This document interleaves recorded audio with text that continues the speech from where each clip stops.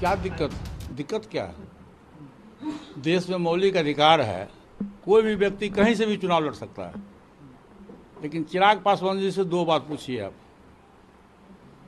कि जो जमुई की जनता ने आपको रोड पर से उठा के सांसद बनाया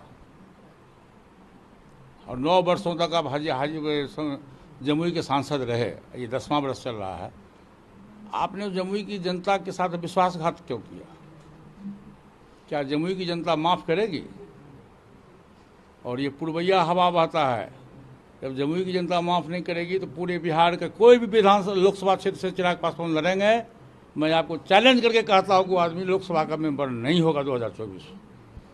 और मैं चुनौती देता हूँ, हाजीपुर मेरा कर्म भूमि है, 77 से लेके आज तक मैं हाजीपुर की सेवा किया हूँ।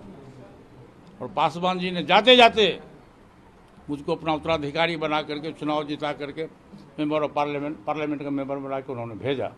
आज कहीं भी उनकी आत्मा होगी तो वहीं से वो आशीर्वाद देते होंगे। निश्चित रूप से मैं हाजीपुर से लड़ूंगा, जो हमारे खिलाफ चुनाव लड़ेगा मैं उसकी जमानत जब्त करा दूंगा। हाजीपुर की जनता उसकी जमानत जब्त करा देगी।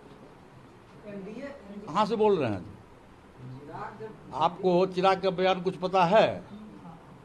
आपसे सब पूछ रहे, बुरा नहीं मानिएगा।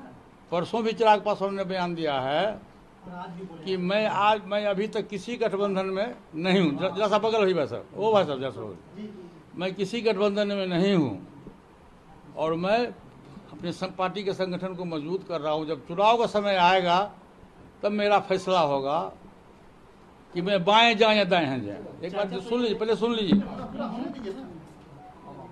पासवान जी जब आम सभा में बोला करते थे तो मुझको याद है कि कहते थे कि रोड पर वही जानवर मरता है जो डिसीजन नहीं लेता है कि मैं बाएं जाऊं और दाहिने जाऊं।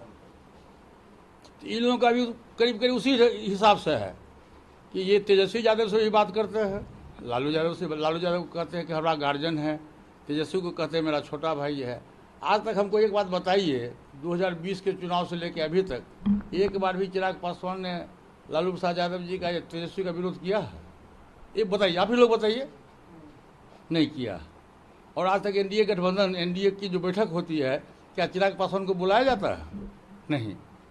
और कल भी उन्होंने बयान दिया है, आज दैनिक भास्कर में हम लोग पढ़ने को मौका मिला है कि हम तब तक किसी गठबंधन में नहीं जाएंगे जब तक कि हमको लोकसभा का सीट और विधानसभा का सीट फाइनल नहीं हो जाए। बात समझ रहे हैं ना? तो इसलिए आप बाएं जाएं कि तस्वीरों का जिक्र किया, मुझे लगता है तस्वीरें बहुत कुछ बोलती हैं अपने में। इतना मैं जरूर बोलूंगा कि लोक जनशक्ति पार्टी रामविलास के मौजूदा बिहार में राजनीतिक घटना चक्र को देखते हुए कई सारी चिंताएं, कई सारे कंसर्न्स हम लोगों के रहे हैं। ये कंसर्न्स और ज्यादा तब बढ़ जाते हैं जब कोई अधिकृत जानकारी सामने नहीं आती है। मीडिया के माध्यम से कई तरीकों के कयास सामने आते हैं, कई तरीकों की संभावनाएं सामने आती हैं, पर हकीकत क्या चल रही है ये सही जानकारी जानना जरूरी था। पिछले 2-3 दिन से इसीलिए मैंने इस बात को स्पष्ट किया हुआ था कि जब तक अधिकृत जानकारी नहीं आती है तब तक इसके ऊपर बयानबाजी करना, अगर मगर के प्रश्नों के जवाब देने का कोई मतलब नहीं है। इसीलिए 2 दिन तक मैंने इसके ऊपर कुछ कहा नहीं था। आज इतना जरूर है कि इस दौरान मैं जरूर भारतीय जनता पार्टी के शीर्ष नेतृत्व के संपर्क में था। ये जानकारी जरूर प्राप्त हो रही थी कि कुछ चीजें हैं जिसको लेकर जो सुगबुगाहट है वो सही है।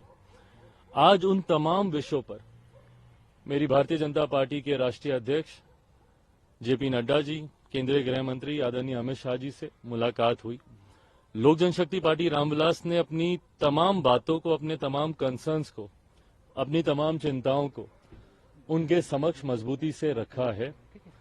उनके द्वारा भी एश्योरेंस कई विषयों पर दिया गया है। कई विषय हैं जिस पर विस्तार में हम लोग की चर्चा हुई। लगभग आधे घंटे तक ये बैठक चली है। हर मुद्दे पर हम लोगों ने चर्चा की है। ये चर्चाएं अभी और आगे भी चलेंगी। लोकसभा का चुनाव भी सर पर है, सीटों को भी लेकर कई और विषय हैं जिसको लेकर चर्चा होनी है। आज की तारीख में मैं इतना जरूर कह सकता हूं कि परिस्थितियां गठबंधन को देखकर बोलें तो काफी सकारात्मक है। लोक जनशक्ति पार्टी रामविलास के जितने कंसर्न्स हैं उनको जरूर गंभीरता से एड्रेस किया जा रहा है। आने वाले दिनों में स्थिति और स्पष्ट होगी उसके आधार पर पार्टी अपना फाइनल स्टैंड उस वक्त आप लोग के सामने